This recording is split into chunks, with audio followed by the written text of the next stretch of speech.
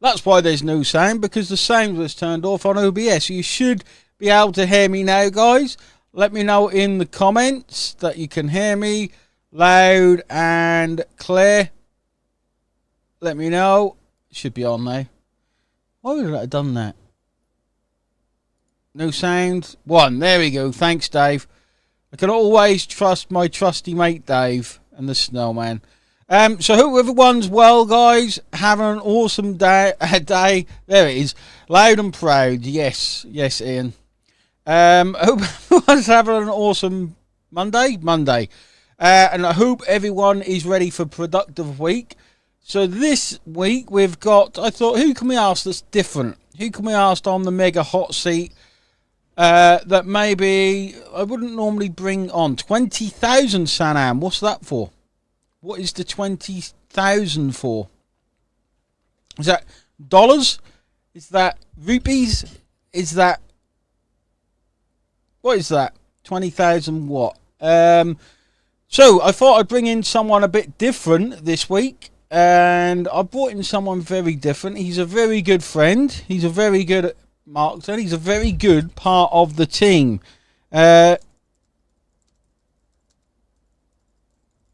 So I thought 20,000 money. Yes, please. If you're giving out, Sanam, if you're giving out 20,000 money, I will take 20,000 money. That's very kind of you. So congratulate Sanam for sending me 20,000 money. So what we're going to do, guys, I actually brought on a member of my team. Okay, a brilliant member of my team. His name is Lou. Okay, he has been in this industry a long while. He has had very good journey through the very good journey. Jesse James, I mean, I had you on, Jesse. I forget who had on me, who we haven't. So I'm just going to be quiet, guys. I'm going to bring on my very good friend. His name is Lou. Lou, how are you, mate? Best day ever. How you doing, buddy? Best day ever. So, Lou, before we get stuck in, we actually have no idea what we're going to do, guys, which is kind of normal. But, Lou, tell everyone, it's a normal day at the office, isn't it, Lou? When we That's have right. No idea That's right. That's what I'm learning. Yeah. So, Lou, tell everyone a bit about yourself. Tell your story. So everyone can get to know you a bit. And I think Lou's awesome, by the way, guys. So, Lou, Aw, thanks. hand over to you, mate. You're one of my favorite Waynes, by the way. Top 5. Top 5 Waynes. How many Waynes do you know? Yep. 4? 4. Yes. 4, yeah. So I've been, kind of bouncing around. I'll tell you, I got into the internet marketing world because I'm a pastor, and I wanted to find out how to use this whole interwebs to, to see if I could grow my church. Honestly, that's why I got into it. And started messing around with stuff online and came across this little place called JV Zoo and then Warrior Plus, and started messing around with guys there. And, I realized I wanted to be more on the inside of doing this stuff, because to me, it was a lot more interesting.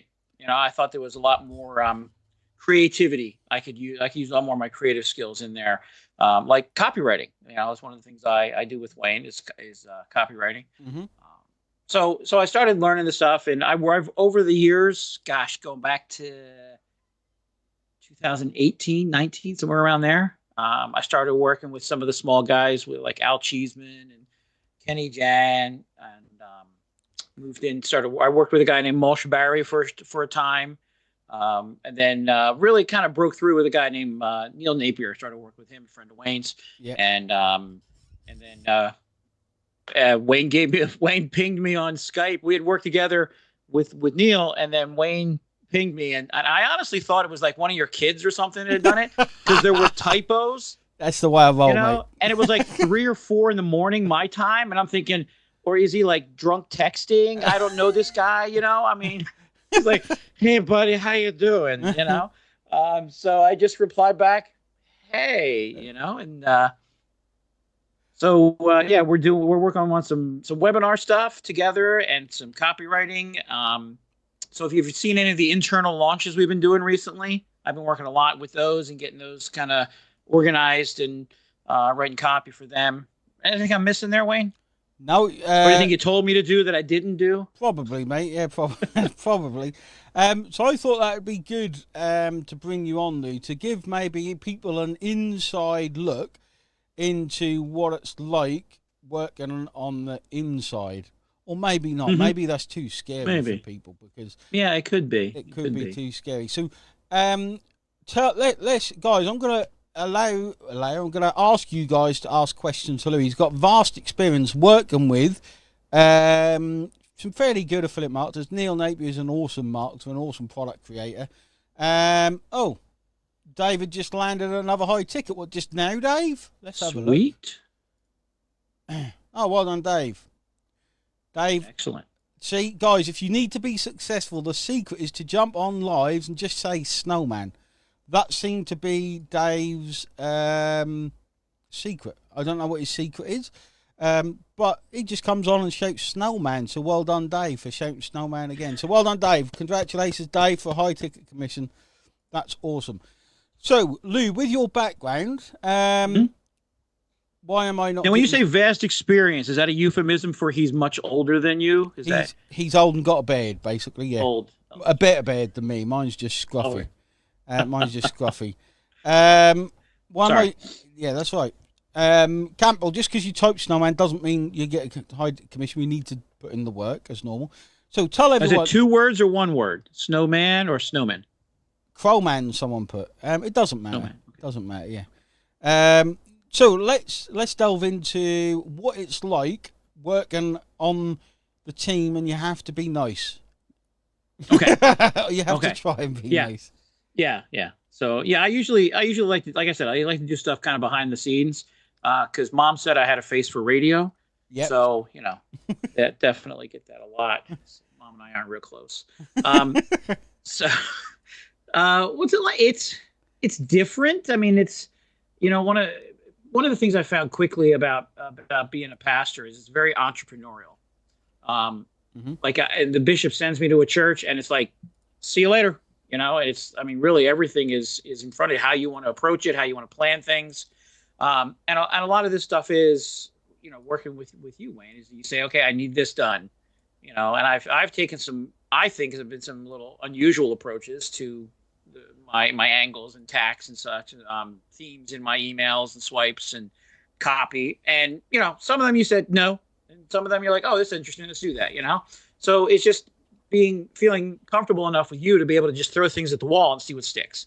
Yeah. What works for you. And the more working with you, like, I worked with Neil for 3 years. So I had a good understanding of the kind of stuff he was looking for in copy. Now working with you only for a few months now, I'm getting a better understanding as to what needs to be done for this job. Awesome. So Bevan says, how do I know what you guys are talking about? By listening, I would suggest. Mm-hmm. I suggest listening. It's good fun working on the team, but we work hard, guys. We work very hard. So you said something there, Lou, angles. Okay. Mm-hmm. Now I teach people all about angles. This is how you connect with the audience, and so it's how the copy connects with the audience. Can you explain what you teach, train, what an angle is to you? What is an angle in copy? It's really how you connect with your audience. How are you going to come at them in a way that benefits you and them so that they understand? So if you've got if you're selling widgets, you need to make sure to understand what the widget is and what it does, but you also need to understand who your audience is and why they would want that widget. And then that bridge between why they would want it and the product is what I look at as the angle. That's how you make that connection with them so they see why they should click here for more information or why they should make the purchase or sign up for the coaching. So that angle is what really helps people understand the need and why it makes sense for them to continue forward through the funnel. Perfect. That makes sense? It did to me. Did it make sense to you guys? When we put content out there, it's all about the angle is an important part because it kind of an angle is what sets the headline. It's the angle that sets the framework. The framework of the copy. Okay. When you make a Facebook post, it has to have an angle. Okay, for example, let's say there's a product out there that pays in a simple angle. Might be there's a product out there that's a competitor. It pays in 60 days. Okay, it has loads of other stuff going it for it. It's exactly the same as OLSP, but it pays in 60 days. Okay, an angle would be we pay in 30. Okay, it could be one of the angles, a simplistic way of looking at it, but that's what an angle is. So whenever you look at copy, we're always trying to think, what is the angle? Whenever I do a webinar, I'm trying to think, what is the angle that will cause people to take action? What is the thing that's going to connect with the reader and then cause them to take the action we want to take? Okay. Right. What is the reader's desire, and what is our offer, and how do they connect? How can they work together? And sometimes you'll look at the offer and you'll say, this angle doesn't work. Yeah. This product's not even right for our audience. And we throw that away and we look for something else, because you can't fake the angle.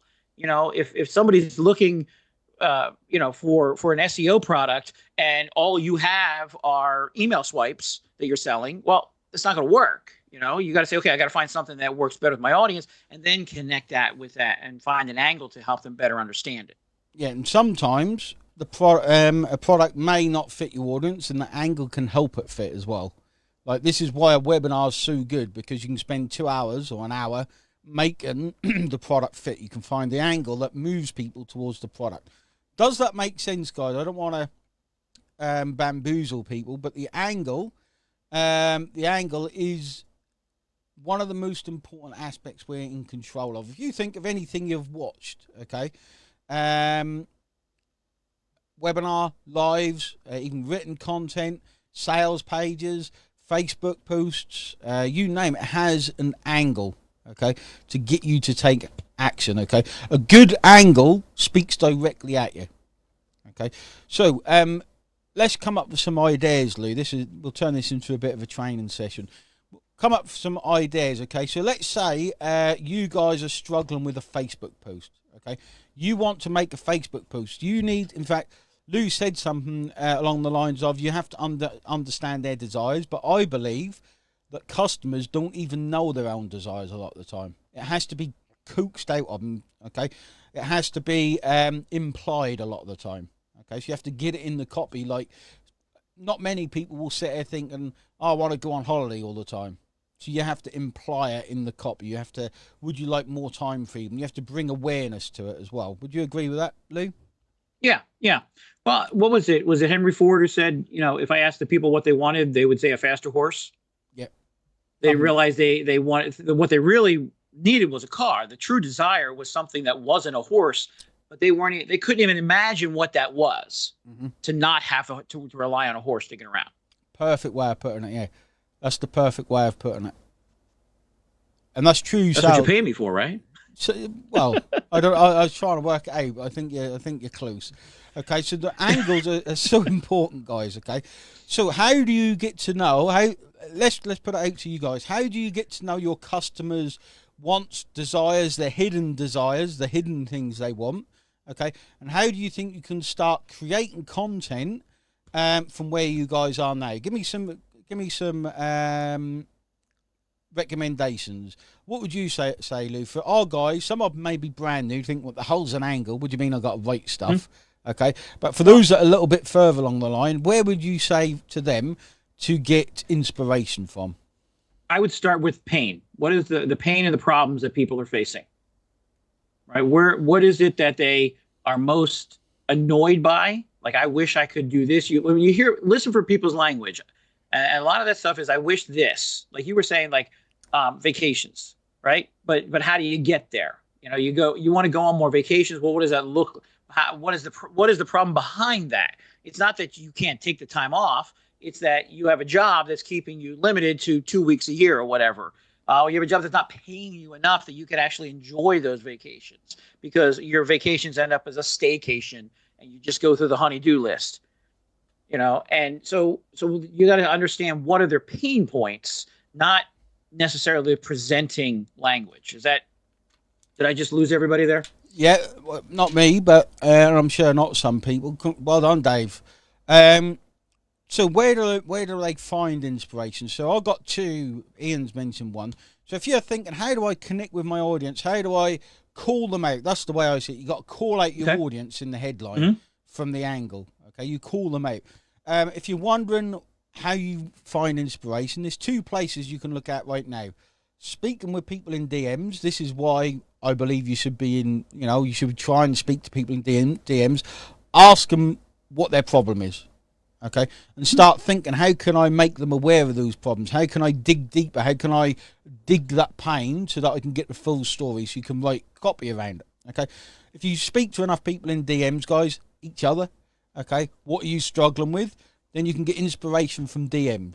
Okay, people you don't know in other programs, ask them, what are you struggling with? Okay, this does so much. I'm not going to go into the sales aspect of it. I'll just go into the idea. Okay, so ask people.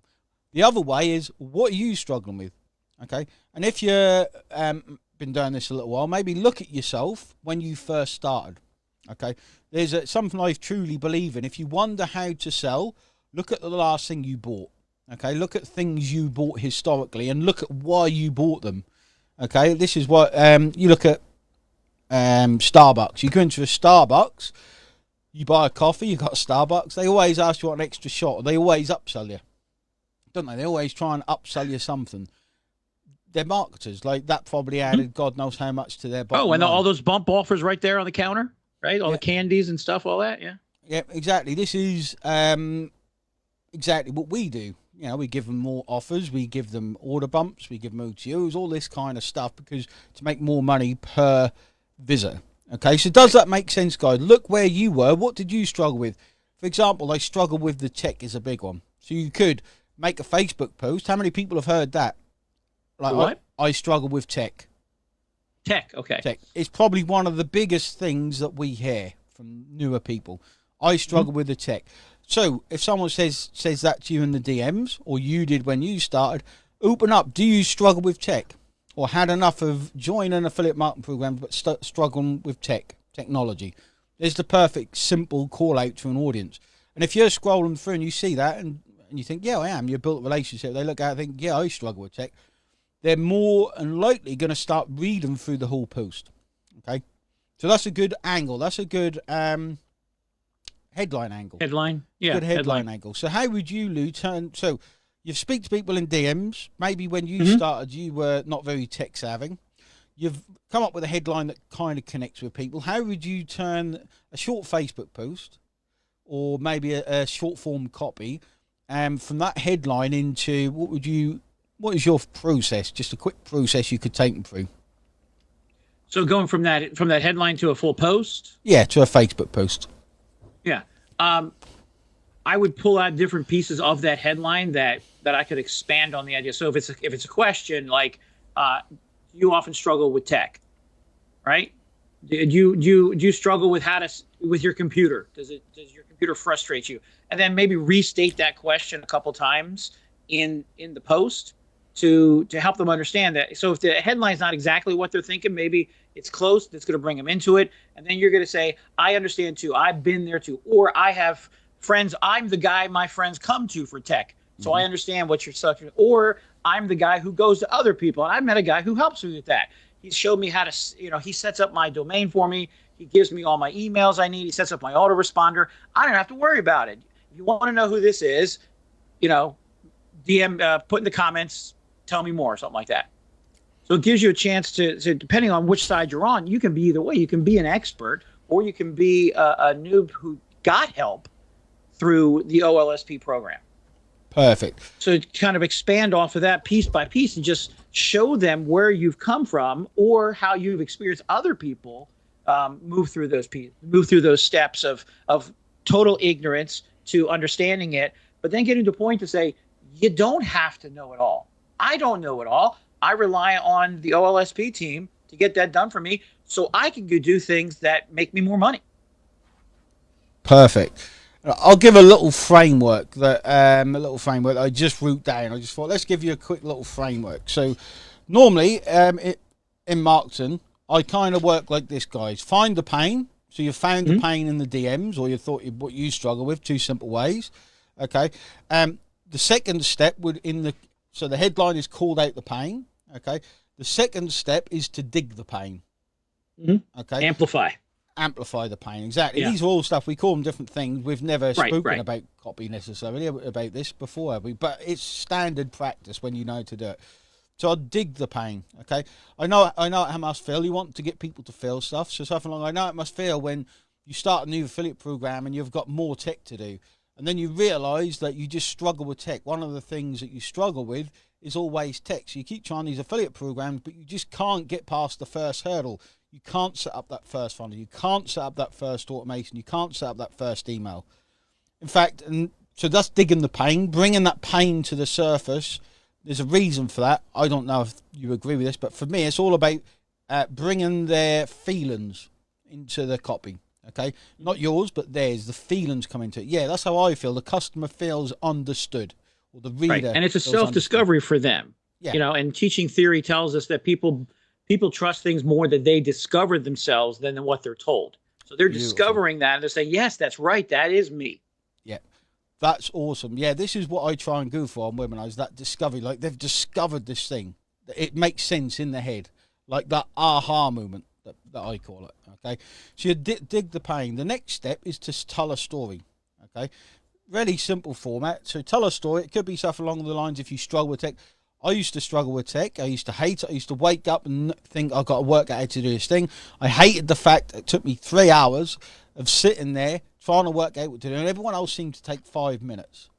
Okay, so you can, simple little post, and then the third section is provide the solution.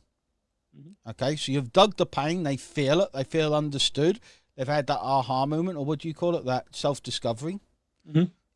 You've told a story to build that know, like, and trust a bit. People love stories, and then you provide the solution. Okay, providing the solution is very important. Now, Dave said he had a Facebook post without any call to action. It got 30 comments. You do want to put a call to action on it. Not always. Sometimes you don't, but you want to put a call to action. Could be something as simple as, if you had enough of trying to set up funnels, write your own emails, do all the tech and the automations that's getting you stuck, reach out to me and let's have a chat, see how I can help. Okay. How'd that sound, Lee? Did you like that little framework I just made up? I like that. And it can be even simple. Your CTA could be simply thoughts, ? Just one last sentence, one last word. And it doesn't have to be high pressure, you know, because you're developing a relationship. That goes back to your what is it, KLT, know, like, and trust. As people get more comfortable with you, they're going to be more friendly with you. It'll be easier. You don't have to formulate everything. You can just say something like that. Thoughts, or, you know, give me, for more information, let me know in the chat, in the comments, or DM me. I always look at my DMs. I like the story thing. I love the idea of connecting with people, because we can all relate to that. You know, like, I remember when I was first starting off, I sent out an email with "Dear first name," and I didn't populate the field. So I had like 20 people of a list of about 400. 20 people unsubscribed because they didn't feel seen. You know, they thought they were a number. Yeah. You know? People don't like that. People like to feel connected to, don't they? That's the thing. And this is why, guys, it's good to know your exact customer avatar in a way, because you can connect with that person perfectly. Okay, you can really feel connected and understood by that person. Okay, did all that make sense, guys? And Bevan, Wayne, tell me something about what I should do now about all the money that I lost on Facebook with all the scams. Find something that teaches you stuff like this live. This is teaching you. Make loads of notes and work hard and get the money back. Don't fall for these scams, guys, these crypto things and all this nonsense. Really look at what you're doing, Bevan. If you want to be a millionaire, you need to work for it. It's that simple. Yeah. And let me throw real quick at that. I didn't catch the name. Bev, you said? Bevan. Don't so much look at the gap, look at the game. What have you learned? Don't look at what you lost, because you can't get it back. You can't. Focusing on that past is not going to change it. What is the game? What have you learned from this? What do you now know that can now be a teachable moment for someone else? All right. What is it that you've done now that you can now warn others about? That sounds like a couple of blog posts there, a couple of long Facebook posts, you know, those TLDR posts. And at the very end, you say, hey, I've learned my lesson. If you want to help me, if you want to learn how to not make the same mistakes I did, join my community. Comment below. So you use that pain to gain. Don't use it to just wallow in it. I understand. You may off 10,000, 100,000, whatever it is. It's significant money to you, but understand that doesn't have to define you. It can be a stepping stone to the next definition of yourself. Perfect. And this, Bevan, is what winners do. This is what entrepreneurs do. Remember, everyone watching there, whether you think it or not, you need to start thinking as an entrepreneur. When we go out there and take action, okay, I said this to someone earlier, there is good feedback. In fact, all feedback is good. So really, that's feedback. Okay, that's feedback. You did something wrong. Okay, you need to take, unfortunately, ownership of it and say, right, I did it wrong. I'm not going to make that mistake again. What did I learn? When something goes right, you take ownership of that as well. You say, right, what did I do right and how do I do more of it? This is how business works, guys. This is how entrepreneurship works, okay? If you've done the same thing for 6 years with no results, it's easy. This might seem like a bit of victim bashing, but it's easy to go out there and blame everything else. Okay, it's easy to blame everything else. The people who are successful, they know they're responsible for their own success. Everyone watching here is responsible for their own success. As soon as you give that power to someone else, you're saying it's not my responsibility. It's that and this and this and this. You can't do that, guys. You need to take responsibility for your own success. It's that simple. Like I did. Lou has. He's successful. And I think most successful people have taken responsibility for their own success. Okay, it's not saying not saying what happened is wrong. Sorry, go on, Lou. No, I was just going to tag on to what you said about taking responsibility for your success. In our meeting this morning, we talked about a problem that came up, right? But we're trying to learn how that happened and how we can stop it from happening again. But what about the successes we've had? Do we take the same time to analyze why we succeeded? Can we understand, like with this product, your Facebook post or anybody, when you post something, why did I get 20 comments on this one and only 2 on the other one? What was it that was about this success? So learn from your success as well. Analyze that and and make sure you can build on that. You don't want to create the exact same thing, but if you have the same idea, so don't be afraid not just to learn from your mistakes, but to learn from your successes as well. Perfect. And Sham just asked a question. To make progress, what would be the best practical method? I'll answer that and then I'll let Lou answer. For me, go out and take such huge action that you scare yourself with how much action you've taken. Okay? That's the secret. Okay? Go out there and think, right, I'm going to, like when we say it, I always say, how much focus work have you done? Okay? People always come back with, I've done 2 hours. Now, how much focus work, how much actual work you done in that 2 hours? It's probably 10 minutes. For a lot of people, trust me, I've coached a lot of people. If you do 2 hours focus work a day, you look at the feedback loops, as I call them, you see why things went wrong and right, and you ask the right questions. Okay, that's where progress comes from. The total immersion of your mind and body in what you're doing. Okay, that is where success comes from. Follow the training, take action. Too many people. I know we don't want to say this in our world, like we want to say it's all easy, you can all be millionaires by tomorrow, but as usual we don't do that. We tell you the way it is. Okay, anyone can make tons of money in this game, I believe, if they have the right mindset, if they have the right attitude, if they have the right outlook on everything. You can make tons of money if you look to improve 1% or 0.1% better than you were yesterday, and add that little extra 1% at the end of the day that you didn't think you could do. That's how success is achieved. How would you answer that, Lou?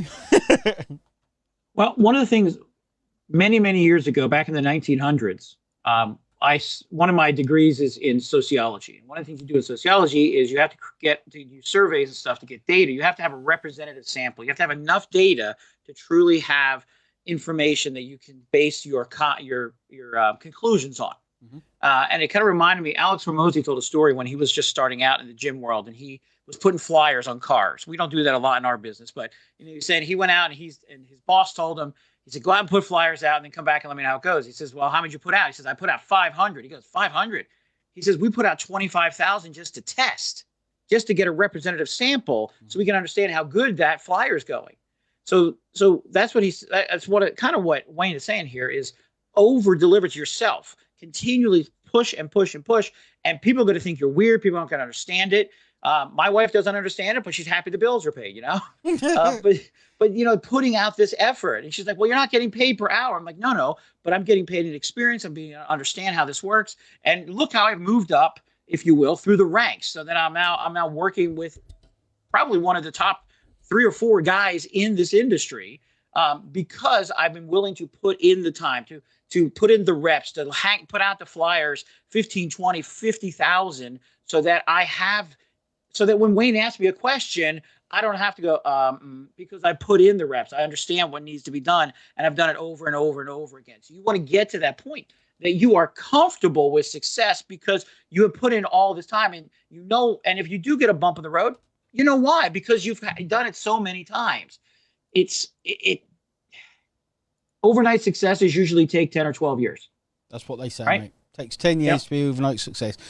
Lou has just given me an aha moment, guys. This is why I surround myself in this stuff, because Lou just said stuff and I am going to use, and I love it. Over-deliver to yourself. Mm-hmm. Yeah. I've never heard that before, so I don't know if you just made that up, Lou, but that is a new tagline.